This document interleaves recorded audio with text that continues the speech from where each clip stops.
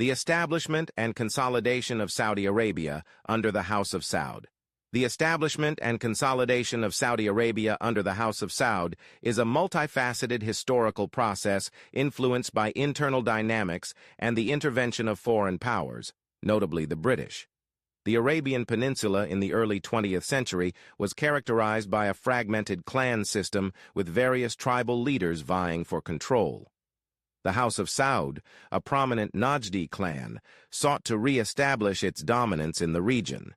Before moving further with an informative and interesting video, I will request you to please subscribe the channel. The first Saudi state, established in the mid-18th century in alliance with the Wahhabi movement, was destroyed by the Ottoman Empire in 1818. This state was centered in Najd, a central region in the Arabian Peninsula characterized by its plateau geography and significant historical and cultural importance. It is bordered by the regions of Hejaz to the west, Al-Hassa, Eastern Province, to the east, and the Rub al-Khali Desert to the south. The second Saudi state emerged, but was again subdued by rival clans and the Ottomans by 1891.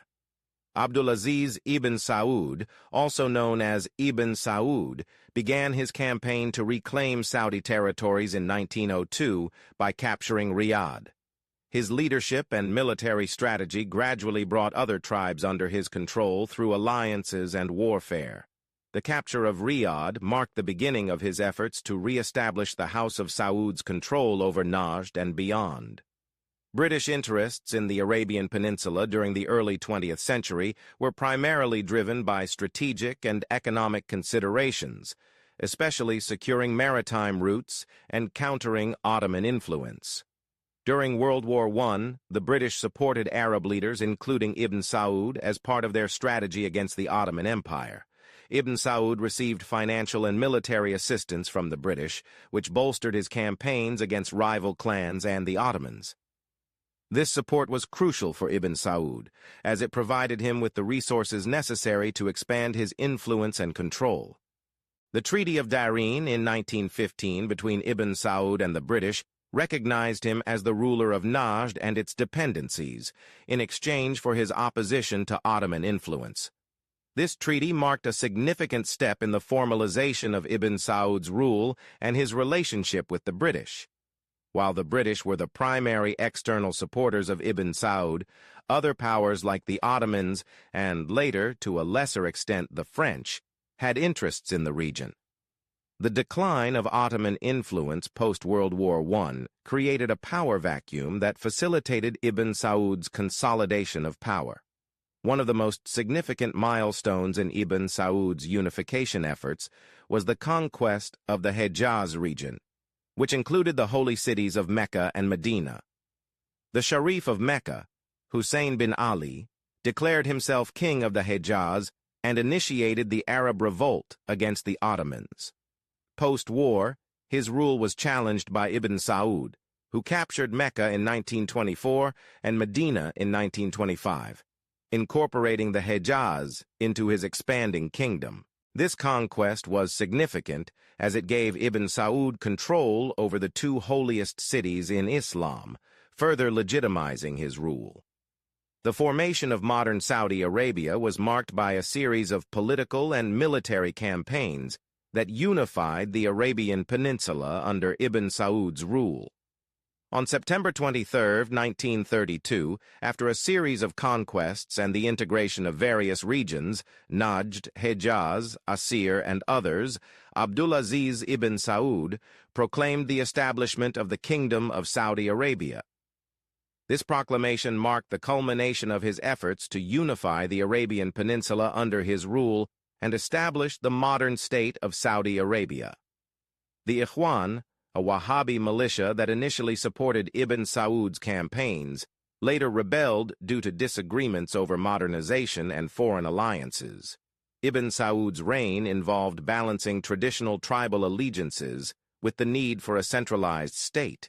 He managed this through strategic marriages, alliances, and incorporating tribal leaders into the state apparatus. Ibn Saud used marriage as a tool to forge alliances with key tribal leaders, thereby securing their loyalty and support. This strategy helped to stabilize his rule and integrate various tribes into the nascent Saudi state. His efforts to build a centralized state involved the establishment of administrative and governance structures that could manage the diverse and often fractious tribal landscape of the Arabian Peninsula. This included the creation of a modern bureaucracy and the incorporation of tribal leaders into the governance framework. The support from the British was crucial in Ibn Saud's rise to power.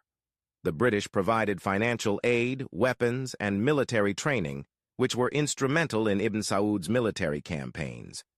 The British also offered diplomatic recognition and support, which helped to legitimize Ibn Saud's rule on the international stage.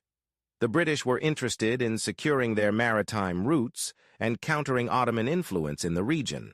Their support for Ibn Saud was part of a broader strategy to ensure their strategic interests in the Arabian Peninsula. The discovery of oil in the region further heightened British interest in maintaining a stable and friendly regime in Saudi Arabia.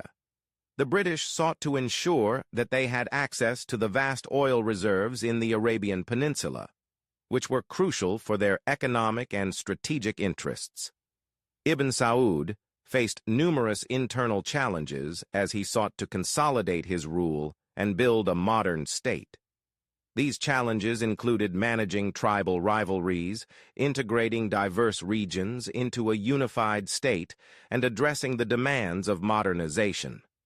The Arabian Peninsula was characterized by a fragmented clan system with various tribal leaders vying for control. Ibn Saud's efforts to unify the region involved negotiating alliances, managing rivalries, and sometimes engaging in military conflict to assert his authority. The regions of Najd, Hejaz, Asir, and others had distinct cultural, social, and political characteristics. Integrating these regions into a unified state required careful management and accommodation of regional differences. Ibn Saud sought to modernize the state by introducing new administrative structures, building infrastructure, and promoting economic development. These efforts were often met with resistance from traditionalist elements within society, who were wary of change and modernization. The creation of Saudi Arabia under the House of Saud was a complex process influenced by internal tribal dynamics, strategic alliances, and the intervention of foreign powers, particularly the British. Ibn Saud's leadership, strategic marriages, military conquests, and the support from foreign allies were crucial in transforming a fragmented region into a unified kingdom. This transformation laid the foundation for modern Saudi Arabia, which continues to navigate its tribal heritage and relationships with global powers. Towards conclusion, you are reminded not to forget to like, share, and comment on the video, and also subscribe the channel. Ibn Saud's ability to balance traditional elements with the demands of state-building and modernization was key to his success. His efforts to forge alliances, manage internal strife, and leverage foreign support enabled him to create a stable and unified state. The legacy of Ibn Saud's leadership is evident in the continued stability and development of Saudi Arabia, which remains a significant player on the global stage. The history of the House of Saud and the formation of Saudi Arabia provides valuable insights into the complexities of state building, the role of external powers, and the importance of strategic leadership in shaping the destiny of nations. Thank you for watching.